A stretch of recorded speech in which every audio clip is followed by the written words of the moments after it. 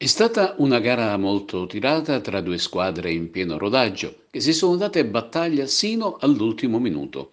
La giovane compagine di Pino La Bianca non ha affatto sfigurato dinanzi ad un avversario molto più esperto e che in un'occasione ha anche trovato la rete con Presti, ma annullata per fuorigioco.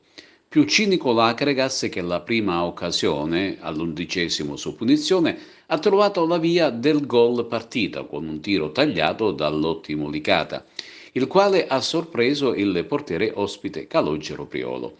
Il primo tempo ha visto la compagine biancazzurra molto più intraprendente, con il Casteltermine un po' più sornione, ma sempre in agguato, pronto a colpire. I ragazzi di La Bianca riescono a bloccare le fasce dei padroni di casa, per cui a Gambino arrivano solo dei crossi, talvolta fuori misura, che non vengono sfruttati al meglio. L'esperto attaccante Cragantino in più circostanze è costretto a cercare il pallone e questo l'ha penalizzato non poco.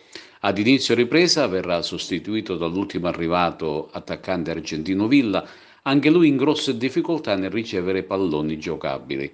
Nel secondo tempo l'Acregas perde un po' di smalto, ne approfitta il Casteltermini che diviene più manovriero e si rende pericoloso con l'attaccante Hassan sotto porta manca il pari e con Marius che non riesce a superare il portiere compagno in uscita. Fiocca qualche cartellino giallo, ma per eccesso nelle entrate, sempre nella norma.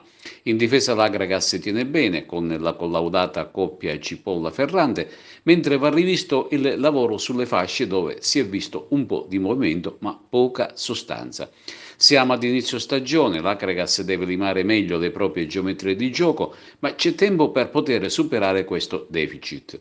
A parte tutto è stata una gara piacevole, giocata a viso aperto da entrambe le contendenti, specie il Casteltermini che ha saputo affrontare il blasonato avversario senza troppi timori reverenziali. Il passaggio del turno a questo punto rimane apertissimo e si deciderà in occasione della gara di ritorno del Lombardo di Casteltermini in programma domenica prossima 13 settembre.